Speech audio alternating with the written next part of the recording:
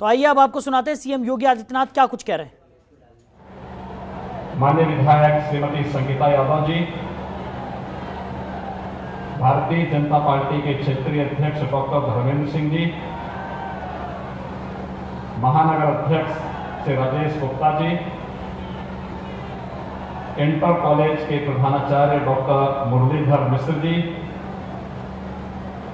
प्रदेश सरकार के पूर्व मंत्री और पूर्व विधायक श्री राजेश त्रिपाठी जी, वरिष्ठ नेता श्री लालजी सिंह जी, हौसला सिंह जी, छोटेलाल पासवान जी, जिला सहकारी बैंक के अध्यक्ष श्री विजय प्रताप सिंह जी, उपस्थित सभी प्रशासनिक और सिंचाई विभाग के अधिकारीगण, गोरखपुर ग्रामीण चौरी चौरा विधानसभा क्षेत्र से जुड़े हुए सभी उपस्थित भाइयों बहनों, मैं सबसे पहले आप सबको हृदय से बधाई देता हूं, अपनी शुभकामनाएं देता हूं कि आज आप सबको तर्कमानी रेगुलेटर का ये उपहार प्राप्त हो रहा है। याद करिए 2009 में जब यह क्षेत्र गोरखपुर संसदीय क्षेत्र के अंदर आया था, यहां पर एक ही मांग थी। जिस भी मार्ग से मैं चलता था, लोग कहते हैं तर्कमानी में रेगुलेटर बन जाए, पंपिंग स्टेशन की स्थापना हो जाए। रेगुलेटर तो पहले से था, पंपिंग स्टेशन की स्थापना हो जाए। तो मैं उस समय सोचता था कि आखिर इसका महत्व क्या है। लेकिन जब पहली ही बाढ़ में मैंने देखा कि पूरा खोराबार विकासखंड जल प्लावित हो गया है, तो मुझे लगा कि 50,000 परिवारों के लिए, यानी 2 लाख की आबादी के लिए इसका बनना बहुत आवश्यक है। और तब से हमने प्रयास प्रारंभ किया कि तर्कमानी रेगुलेटर का निर्माण समय पर हो, लोग बाढ़ से बच सके, बीमारी से बच सके, जनधन की हानि रुक सके। और मैं आज धन्यवाद दूंगा कि जब हम इसका लोकार्पण कर रहे हैं, इस समय केंद्रीय जल शक्ति मंत्री माननीय शेखावत जी भी, प्रदेश के जल शक्ति मंत्री डॉक्टर महेंद्र सिंह जी भी, यहाँ के लोकप्रिय सांसद श्री रवि किशन जी भी, यहाँ के लोकप्रिय विधायक श्री विपिन सिंह जी भी, चौरी चौरा की लोकप्रिय विधायक श्रीमती संगीता यादव जी भी, राज्यसभा के सांसद श्री जयप्रकाश निषाद जी भी इस मंच पर यहाँ पर उपस्थित हैं। और आप सबको इस परियोजना को समर्पित करते हुए मुझे बहुत प्रसन्नता की अनुभूति हो रही है। आप सबको मैं बहुत बहुत बधाई देता हूं, अपनी शुभकामनाएं देता हूं। अब ये तर्कमानी रेगुलेटर आज से काम करना प्रारंभ कर देगा। और उसकी क्षमता कितनी है मालूम है? कि अगर रामगढ़ ताल के पानी को कहा जाएगा कि बाहर करना है, तो मुश्किल से 1 घंटे में पूरे रामगढ़ ताल के पानी को उड़ेल करके फेंक देगा।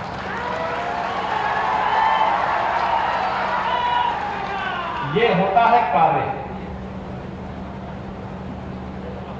केंद्र और प्रदेश में डबल इंजन की सरकार होती है तो कई गुना स्पीड के साथ वह कार्य भी करती है और जनता के जीवन में खुशहाली भी लाने का काम करती है। भाइयों बहनों, पिछला लगभग 1.5 साल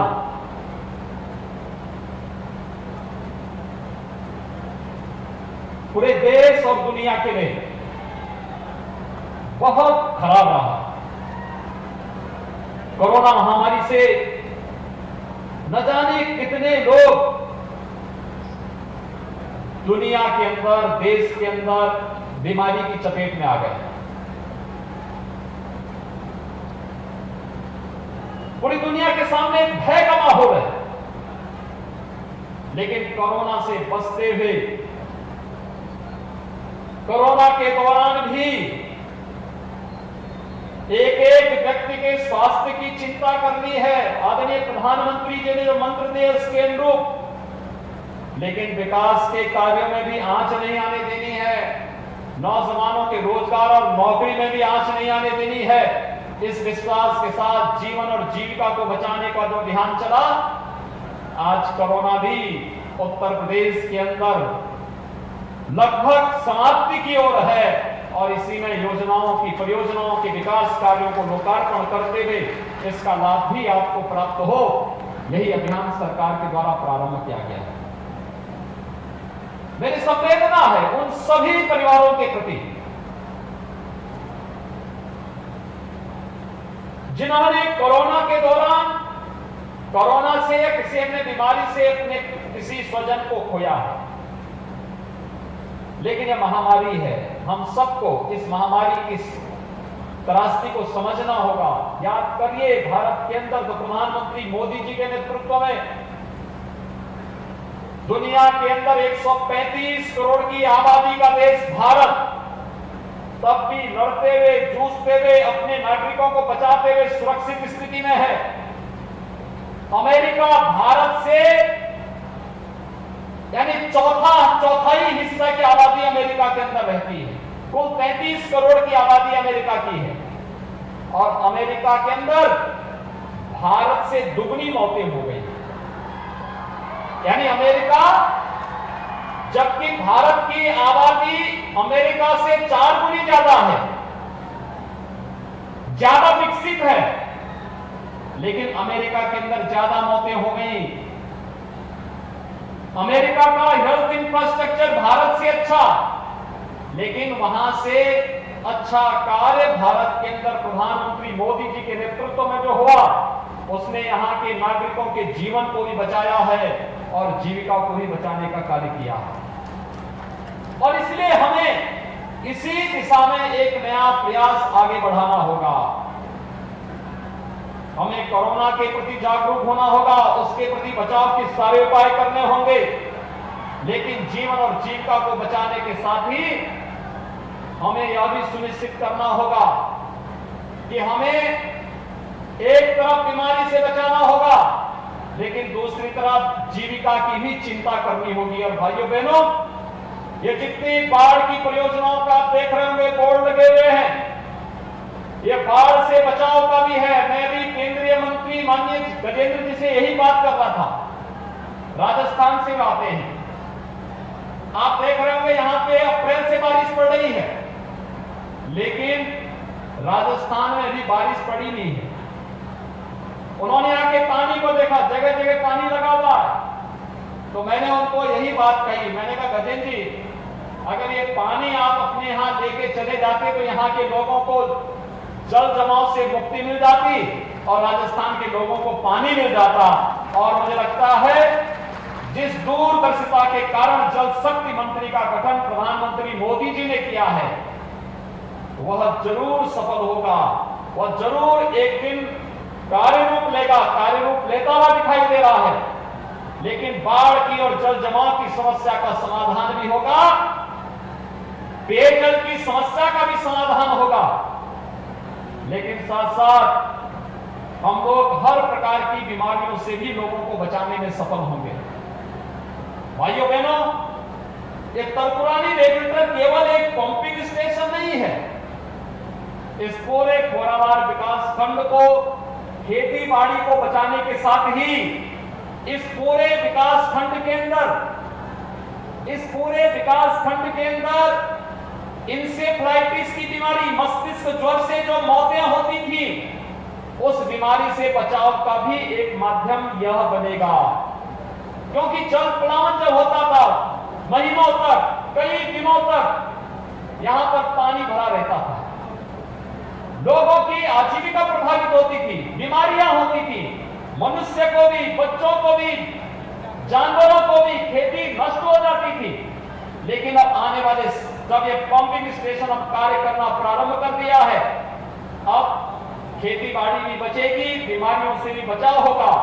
और हमें जो एक नया जल जीवन मिशन हर घर नल की प्रारंभ हुई है, काफी गांवों में हमने पेयजल की सुविधा उपलब्ध कराई है, लेकिन एक एक घर तक शुद्ध पेयजल उपलब्ध कराने का कार्य भी हम लोग आने वाले समय में करने जा रहे हैं। बुंदेलखंड और बिंदु क्षेत्र में कार्य प्रारंभ हो चुका है।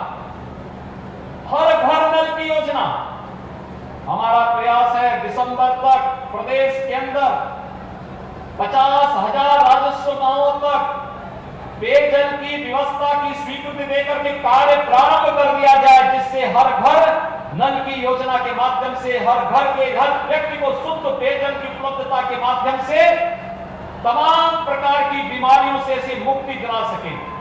ये जो मस्तिष्क ज्वर है, इसका दो ही कारण था भाइयों। मस्तिष्क ज्वर के पीछे का कारण ही था, और वह था एक, वहां पर किसी भी प्रकार से मस्तिष्क ज्वर के कारण जो बीमारियां होती थी, उस बीमारी का कारण ही था एक गंदगी और दूसरा अशुद्ध जल। लेकिन आने वाले समय में किसी भी प्रकार की कोई बीमारी न रहने पाए, इस समस्या का समाधान करने के लिए आज जल जीवन मिशन के अंतर्गत हर घर नल की योजना क्रियान्वित करने का प्रयास हो रहा है। और हमारा प्रयास है कि दिसंबर तक 50,000 राजस्व गांवों तक इस पेयजल की योजना को हम आगे बढ़ा सकेंगे। इस विश्वास के साथ हम लोग इस कार्यक्रम को आगे बढ़ा रहे हैं। आज जिन परियोजनाओं का लोकार्पण यहां पर किया जा रहा है, परकुलानी का रेगुलेटर 85 करोड़ रुपए की लागत से आज बन करके तैयार हुआ है। यह तो इस क्षेत्र को समर्पित किया ही जा रहा है, लेकिन साथ साथ चाहे वह 10 परियोजनाएं यहां की सड़कों की हैं, और साथ साथ चौरी चौरा क्षेत्र की 2 उपरिगामी सेतु के लोकार्पण का कार्यक्रम भी आज यहां पर संपन्न हो रहा है। मैं चौरी चौरा क्षेत्र के सभी नागरिकों को इसके लिए, वहां की विधायक समेत वहां के नागरिकों को हृदय से बधाई देता हूं, अपनी शुभकामनाएं देता हूं। भाइयों बहनों, साथ साथ इस क्षेत्र में विद्यालयों के निर्माण का भी कार्य किया गया है। आज इसका भी यहां पर लोकार्पण का कार्यक्रम संपन्न हो रहा है। ये लोकार्पण का कार्यक्रम केवल एक औपचारिकता मात्र नहीं है, हर एक व्यक्ति के जीवन में खुशहाली लाने का माध्यम है। याद करिए 2016 में जब हम लोगों ने प्रधानमंत्री जी के कर कमलों से गोरखपुर में एम्स का शिलान्यास करवाया था, तो मैंने एम्स का शिलान्यास इसीलिए इस खोराबार वाली रोड पर ही करवाया था, क्योंकि उस समय में जानता था कि इंसेफ्लाइटिस से सबसे ज्यादा प्रभावित कोई विकास खंड था तो गोरखपुर में खोराबार विकास खंड था।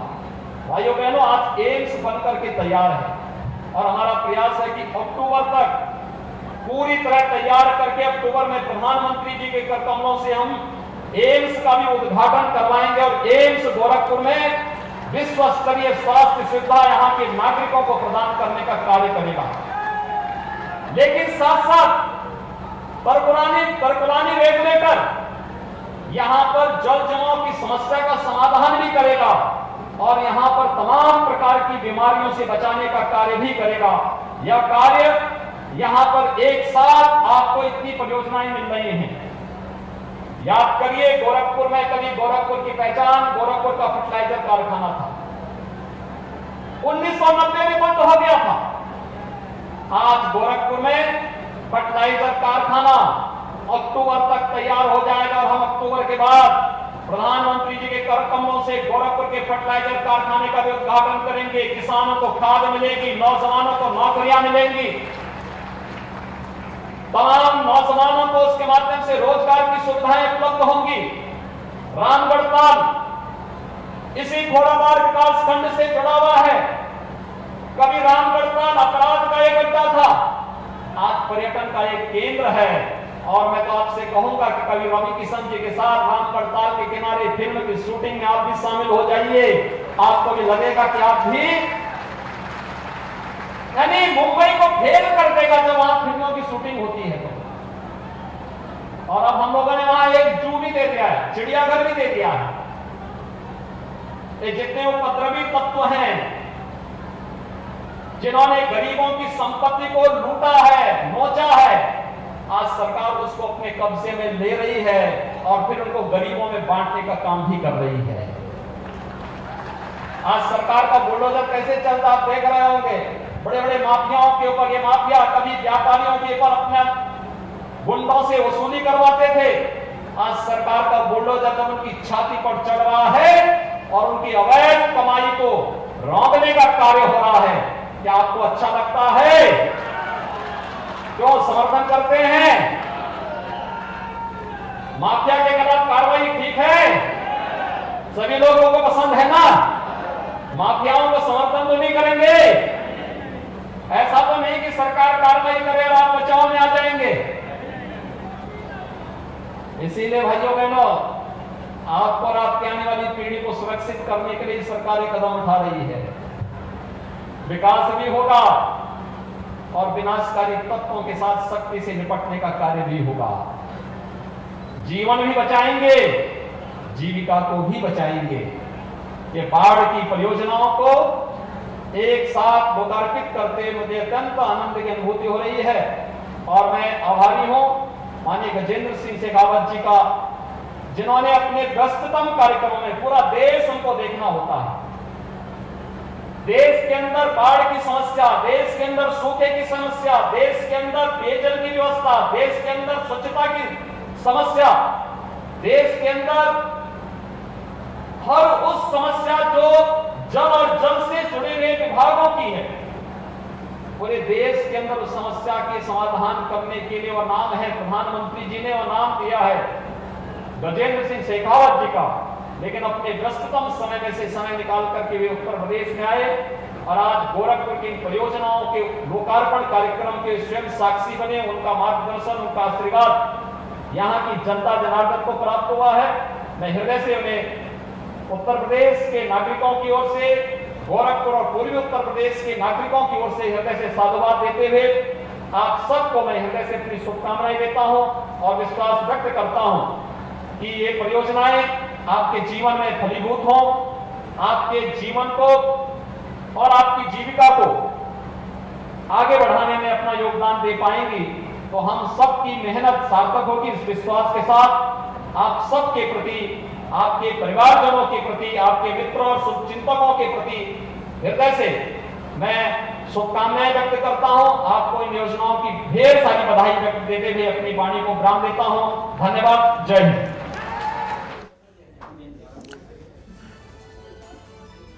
तो सीएम योगी आदित्यनाथ को सुन रहे थे आप। गोरखपुर दौरे पर सीएम योगी आदित्यनाथ, जहां पर उन्होंने जनता को संबोधित किया, तमाम बातें उन्होंने कही, सरकार की उपलब्धियां जनता के सामने उन्होंने रखी। साथ ही साथ कोरोना महामारी से जिस तरीके से सरकार ने लड़ाई लड़ी है, उसको लेकर भी सीएम योगी आदित्यनाथ अपनी बात रखते हुए नजर आए। 85 करोड़ की लागत से बनकर जो रेगुलेटर तैयार हुआ है, उसका भी उद्घाटन सीएम योगी आदित्यनाथ ने किया। तरकुलानी रेगुलेटर का उद्घाटन कर जिले के 32,000 लोगों को राहत देने का काम सीएम योगी आदित्यनाथ ने आज किया है। बड़ी खबर आपको बता रहे हैं।